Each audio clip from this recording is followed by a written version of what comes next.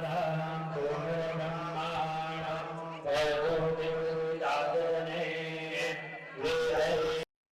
मां इंद्राक्षी।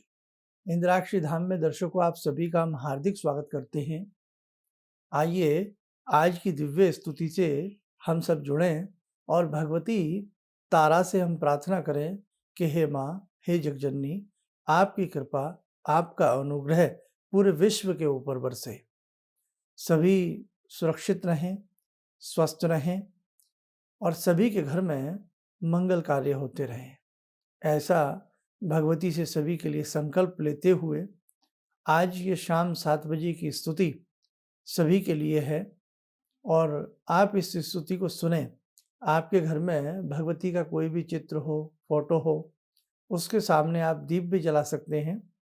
धूप दीप अर्पण करके ये भगवती की स्तुति अगर आपको आती है तो हमारे साथ करें, नहीं तो केवल सुनने मात्र से भी प्राणी का, व्यक्ति का कल्याण होता है। भगवती बहुत दयालु हैं, माँ बहुत ही दयालु हैं और सभी के ऊपर भगवती कृपा करती हैं। हमें पूर्ण विश्वास है आज की इस स्तुति से आपको स्वास्थ्य लाभ की प्राप्ति होगी। आपके अंदर जो एक भय बना हुआ है वो भगवती की कृपा से वो भय दूर होगा और जगदम्बा की कृपा आप सबके ऊपर आएगी। आइए इस स्तुति को प्रारंभ करें और आप नमस्कार मुद्रा में बैठ जाएं और भगवती के चित्र को निहारें। श्री उग्र तारा कवच। कैलाश की चोटी पर बैठे जगत गुरु महादेव से पार्वती देवी ने साधकों पर अनुग्रह करने की इच्छा से पूछा। क्या पूछा? हे महादेव, आपके प्रसाद से मैं भैरव द्वारा पूर्व कथित तारा के मनोहर कवच को सुनना चाहती हूँ। भवानी गिरजा की बात को सुनकर परमेश्वर महाशिव मंद मुस्कान में बोले, हे देवी, अज्ञान को नष्ट करने वाले उस कवच को सुनो जिसका स्मरण करने मात्र से तारा प्रसन्न होती हैं। उस कवच को पाकर शुद्ध बुद्धि महात्मा विद्वान लोग धर्म, काम, अर्थ, मोक्ष में से किसी को भी असाध्य नहीं मानते। आइए भगवती तारा का हम ध्यान करें। ध्यान। दायां पैर पीछे और बायां पैर आगे शव के हृदय पर रखकर विराजमान उग्र तारा घोर अट्ठास शब्द कर रही हैं। खड़ग, कमल, कैंची और कपाल पात्र क्रमशः अपने हाथों में लिए हैं। खरवा अर्थात छोटे शरीर वाली हैं और पीले रंग की विशाल जटा नाग से विभूषित हैं। तीनों लोकों की जड़ता को कपाल में स्थापित कर वे स्वयं नष्ट कर देती हैं। कवच प्रारंभ। संसार तारणी तारा सदा पूर्व में मेरी रक्षा करें। दायां पैर पीछे, बायां पैर आगे रखने वाली जगन्मयी घोरा आग्नेय कोण में मेरी रक्षा करें। यम के भय को नष्ट करने वाली उग्र तारा दक्षिण में रक्षा करें। नैऋत्य कोण में मुंडमाला से सज्जिता चंडिका मेरी रक्षा करें। छोटे शरीर वाली लंबोदरी भीमा कमर में व्याघ्र चम्र पहने शिव प्रिया एक जटा सदा पश्चिम में मेरी रक्षा करें। नव यौवना पंच मुद्रा विभूषिता पुत्रिणी नील सरस्वती सदा वायव्य कोण में मेरी रक्षा करें। बाल सूर्य मंडल के समान आकार वाले 3 नेत्रों से सुशोभिता देवप्रिया महातारा नित्य उत्तर दिशा में मेरी रक्षा करें। चतुर्भुजा लल्ह जिह्वा भीम रूपा महाबला भैरवी सदा ईशान कोण में मेरी रक्षा करें। दाएं हाथों में खड़ग और कैंची तथा बाएं में कमल और कपाल पात्र लिए शीघ्र बुद्धिदायिनी बागेश्वरी सदा ऊपर रक्षा करें। पीली ऊर्ध्व जटा में वासुकी नाग को रखने वाली हंसमुखी व भूषणों से सुसज्जिता श्वेत पद्म के मध्य बैठी पद्मा मेरे मस्तक की और नासिका की रक्षा करें। सर्वा आनंद स्वरूपिणी सुंदरी नेत्रों की रक्षा करें। शमशान भैरवी सदा मेरे कंधों की रक्षा करें। देव प्रिया आनंद भैरवी भुजाओं की रक्षा करें।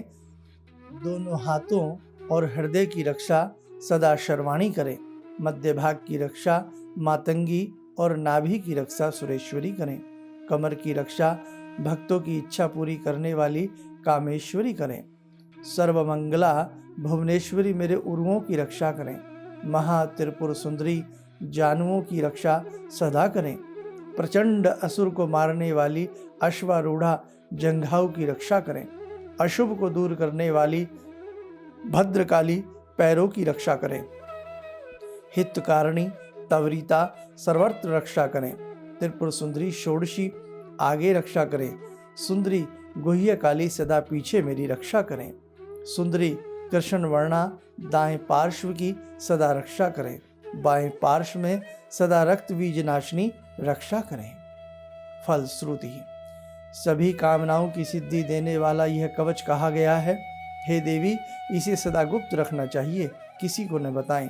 भैरवोक्त इस कवच को जो एक बार सुनता है वह सभी कामनाओं को पाकर अंत में शिव स्वरूप हो जाता है। जो नित्य एक बार भैरवोक्त कवच को पढ़ता है वह सभी यज्ञों का फल पाता है, इसमें संदेह नहीं। युद्ध में वह शत्रुओं को जीतता है जैसे सिंह हाथी को जय करता है। जैसे अग्नि घास जला देती है वैसे ही वह शत्रुओं को नष्ट करता है। शस्त्र और अस्त्र उसके शरीर पर प्रभाव नहीं डाल पाते, न कभी उसको रोग होता है न दुख। उच्चाटना आदि सभी सिद्धियां उसे प्राप्त होती हैं। दूसरों की शत्रुता उसे बाधा नहीं पहुंचाती। दीर्घायु धनवान और यथेच्छ भोगों को प्राप्त करने वाला होता है। जो शरीर में कवच का न्यास करता है उसका फल सुनो। रोगों को जीतकर शतायु रूप गुणवान होता है। सभी रत्नों से युक्त होकर विद्वान भी होता है। उसके शरीर को न अग्नि जलाती है न जल गलाता है और न वायु सुखाती है। क्रव्याद उसका अनिष्ट नहीं करते, शस्त्र उसे छेदते नहीं, न सूर्य उसे तप्त करता है।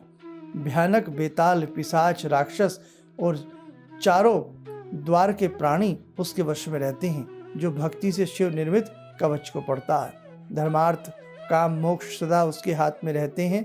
वह सदा दूसरों को वर देने वाला महापंडित हो जाता है। ब्रह्मवादियों को यह कवच व्याधि रहित रखता है। वह सैकड़ों श्लोक कहने वाला लक्ष्मीवान मनुष्य होता है। जिसके घर में यह भैरवोक्त कवच लिखा रहता है उसकी कभी दुर्दशा नहीं होती, इसमें संदेह नहीं। सभी ग्रह उससे प्रसन्न रहते हैं और शासक उसके अधीन रहते हैं। जिस राज्य में इस कवच का ज्ञाता रहता है वहां तीनों देवता विराजते हैं। ओम श्री भगवती दिव्यै नमः। ओम श्री उग्रतारा दिव्यै नमः। आज साध को ये कवच आप सबने श्रवण किया। पराम्बा महाशक्ति का आशीर्वाद सभी के घर घर पहुंचे। भगवती सभी को सुरक्षित करें। बहुत सारी बातें हैं, बहुत ऐसे हमारे ऋषियों ने चिंतन भरे कवच लिखे हैं कि जिसमें व्यक्ति को आयुष्य की प्राप्ति होती है। और यदि आपसे ज़्यादा कुछ ना बन पड़े तो दुर्गा कवच, जिसे देवी कवच भी कहते हैं, दुर्गा कवच कहते हैं, आप प्रतिदिन दुर्गा कवच पढ़ा करें। कटोरी में थोड़ा जल रखें, उसमें 1-2 चम्मच गंगा जल डाल लें, 1-2 हरी इलायची छोटे वाली डाल लें और वो कवच जब पढ़ लें, तुलसी का पत्र भी उसमें डाल सकते हैं। कवच पढ़ने के बाद चरणामृत के रूप में भगवती दुर्गा का ध्यान करते हुए वो सबको घर में दिया करें। आप देख लेना, आरोग्य की प्राप्ति होती है, दुर्भाग्य की मुक्ति होती है। जिसके ऊपर दुर्भाग्य चढ़ जाता है उसे मुक्त करने के लिए दुर्गा कवच अति उत्तम रहता है। सौभाग्य की जागृति होती है। इसलिए मेरे साधकों, भगवान अटल सत्य हैं। मन से श्रद्धा से प्रतिदिन विश्वास के साथ कुछ ना कुछ जो भी आप मंत्र साधना अपने घर में करते हैं उस साधना के अंदर अपने पूरे प्राण डाल दीजिए, मतलब पूरा मन उड़ेल दीजिए। पूरी विश्वास के साथ अपनी प्रतिदिन की साधना को करिएगा। आपके घर में जो बीमार हैं वो स्वस्थ होंगे, दीर्घायु होंगे और ईश्वर सबके ऊपर अपनी कृपा बरसाएंगे। तो आज हमने ये कवच पढ़ा।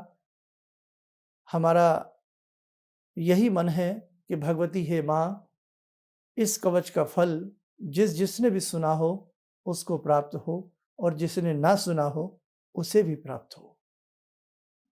अब हम एक ऐसे ही अवेद्य और दिव्य कवच पढ़ेंगे शुक्रवार को। तारीख हमारी रहेगी 21 मई, 21 मई शाम को 7 बजे। कौन सा कवच रहेगा इसकी जानकारी जो हमारा सुबह प्रतिदिन 7 बजे कार्यक्रम आता है उससे आपको पता लग जाएगा। आप सब स्वस्थ हों, निरोगी हों, इन्हीं कामनाओं के साथ हम अपनी वाणी को विराम देते हैं। जय मां तारा। हमारे विभिन्न ज्ञानवर्धक कार्यक्रम देखने के लिए आप हमें अभी सब्सक्राइब करें, बेल आइकन को प्रेस करें ताकि आप देख सकें हमारा कार्यक्रम सबसे पहले। और अधिक जानकारी के लिए फेसबुक पेज को लाइक करना न भूलें।